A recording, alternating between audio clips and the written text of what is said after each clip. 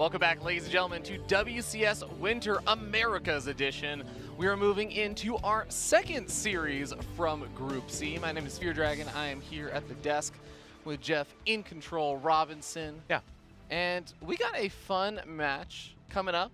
It is going to be a Mexican Zerg player versus an Indian Zerg player, ZvZ. You don't see that very often. No, you don't. I think it's awesome. And that's part of the charm of WCS, and it's part of what's cool about the Americas region. Not a lot of people knew this, but we actually have India included in the Americas. Indeed. I mean, that's why I'm here. Me too. Yeah, of course, the Americas region encompassing a lot of different regions, including the entire C region, where normally our Indian player Demi is usually participating. And Demi has had kind of ups and downs through a lot of his success. And I would say it's not even necessarily ups and downs across his entire career. It's not like he had this one big tournament and he ended up winning it or something and then loses. It's more he gets decent results versus individual players in a tournament bracket, but then he gets knocked out further on, so he never really got the big results. His biggest thing, I think, was qualifying for IEM Pyeongchang, going out to Korea, one of his first big events, if not his only first premier event that he got to go to. So this is like a big opportunity for him once again. And that's what WCS is all about. I mean, it's a brutal, savage StarCraft world out there, so having opportunities like this to kind of pare it down a little bit and make it so that you have something to play for is what it's all about, and I love it.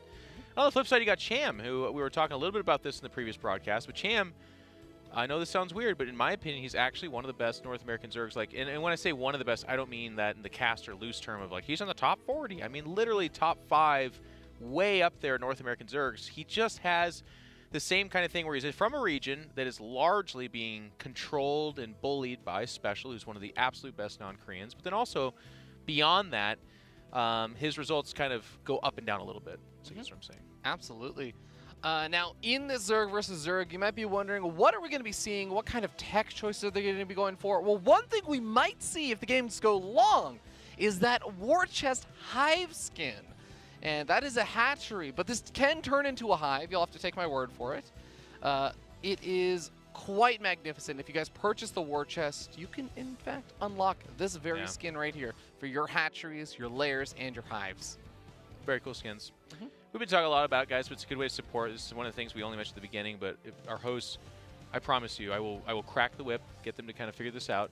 It also gives 25% to WCS, which is a big deal as well.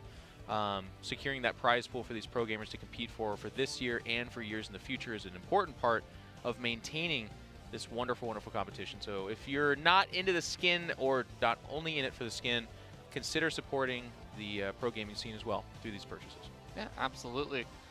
And of course, again, guys, this is going to be a pretty fun match. Both of these players, I think, have a lot of pride in the line. Cham is definitely a pretty prideful person, and I mean, he's a very, very nice, humble person for the most part, but he also really...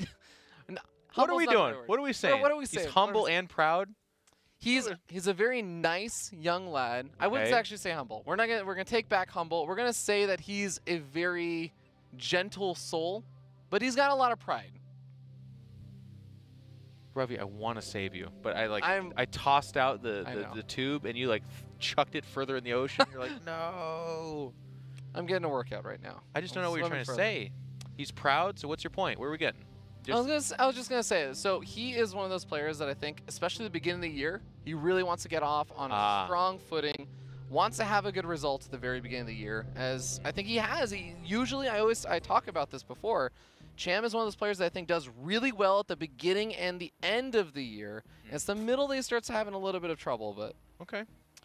We'll see where things go as we start up here in the top left-hand corner of the map, top of that blue Zerg player from India. He is Demi.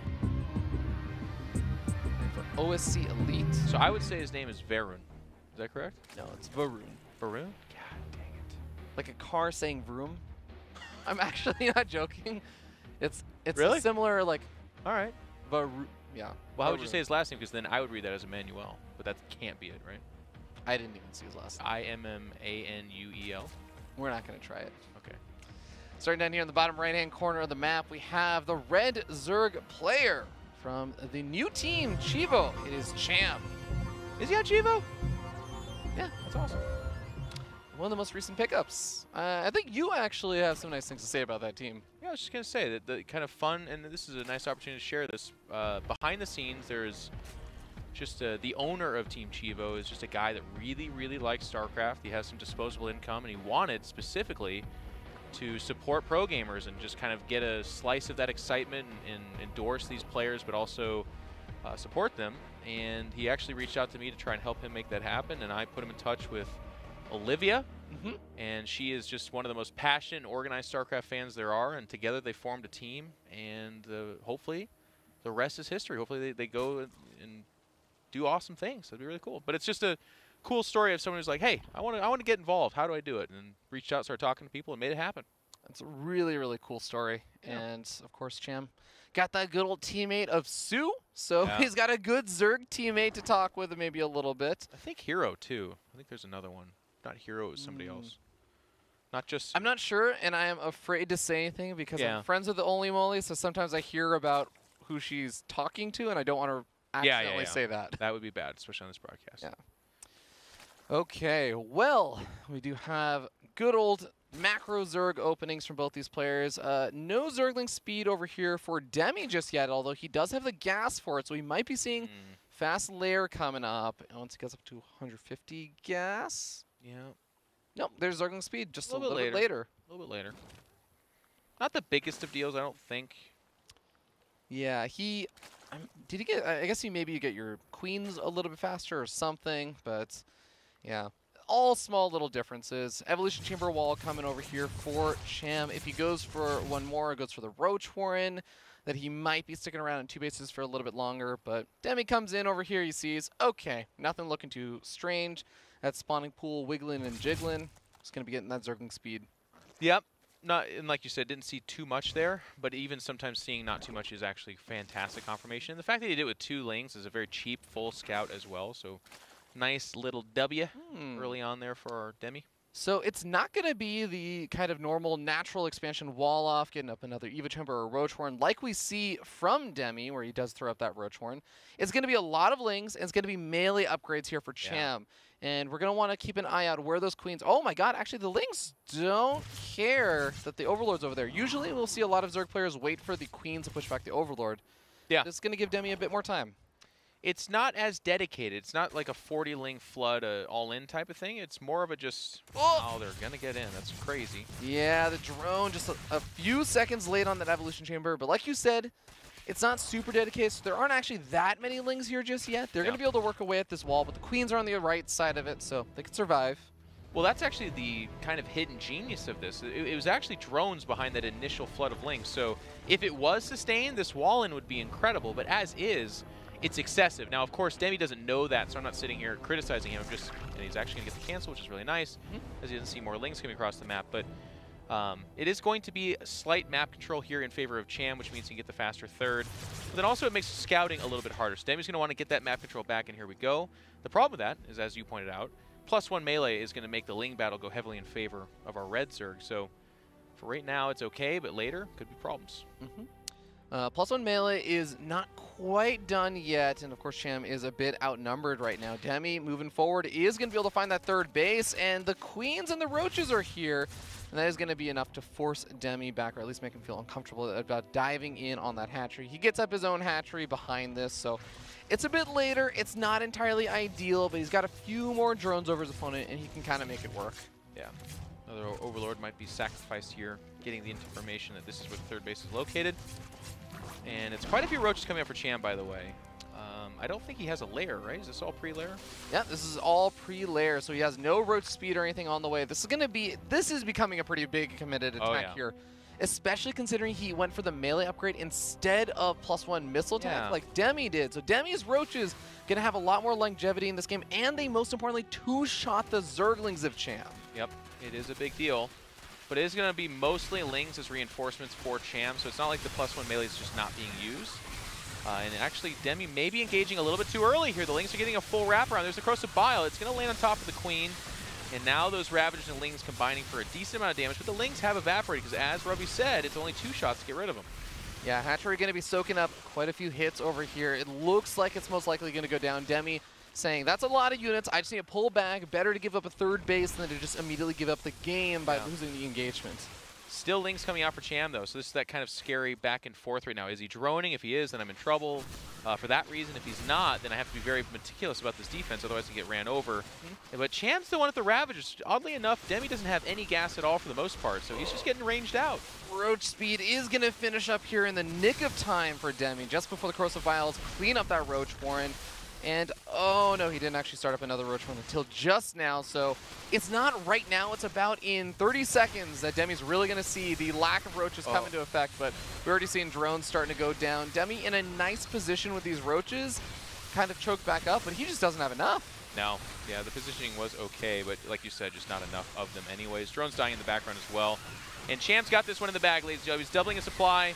He's going to win the fight, and Demi put up a good little scrap there, but it's just not enough. Cham takes the early and quick win in this best of 3.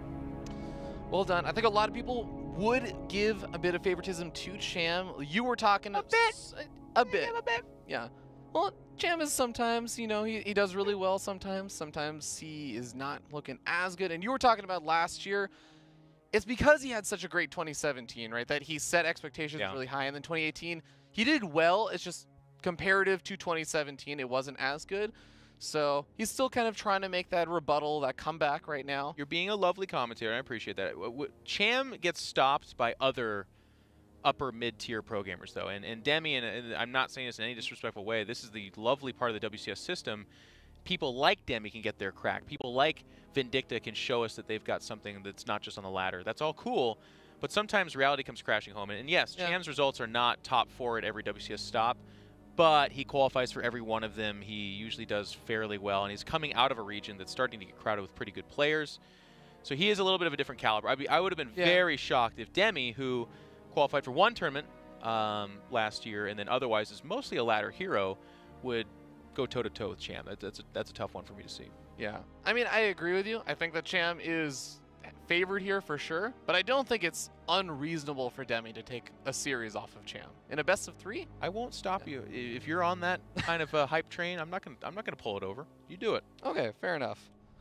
Well, we're gonna hop into game number 2 and find out whether I'm entirely wrong or only partially wrong as we move on to year 0, and we'll see if Cham can lock down the series 2-0, or if Demi is going to start to have a bit of a comeback in this series. That first game clearly not going his way, but bit of aggression there coming out from Cham, maybe catching Demi a little bit off guard with how many units followed it up.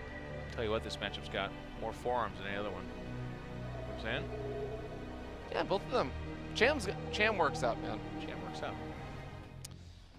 All right. Well, Lifter. We're starting up here at the top right-hand corner of the map, top of the blue Zerg player. He is Demi Love. OSC Elite. Or at least he used to be known as Demi Love. Now just Demi. Took the love out of his name. He did. Starting up here at the top left-hand corner of the map, we have the red Zerg player. He is Chivo Cham.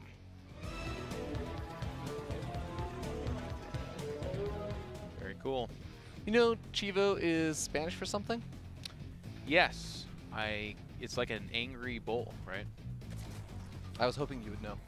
Yeah, I believe that is it. Cool. Wouldn't do a discussion on it, I think. Appropriate to have a player from Mexico then. Yeah. The owner, I believe, is of Mexican descent. Oh, okay. I say that, though, at the risk of course, someone being like, I don't know. Listen, I'm just out here, I'm just commentating StarCraft. We don't specialize in that stuff. I didn't hear what production said. Yeah. They're trying to help me out, but... Oh, it means goat or billy goat, that's right. But I still do think... It does they had a discussion on this, but Chivo's like, it's not just goat or billy goat, if I'm not mistaken. It's like specifically... Like a demonic goat? Something like that, but I'm out of my depth right now, so I'll just accept whatever anyone says. I mean, it's a cool logo regardless. It makes sense. Yeah. I'm just saying it can also mean a fit of anger, so...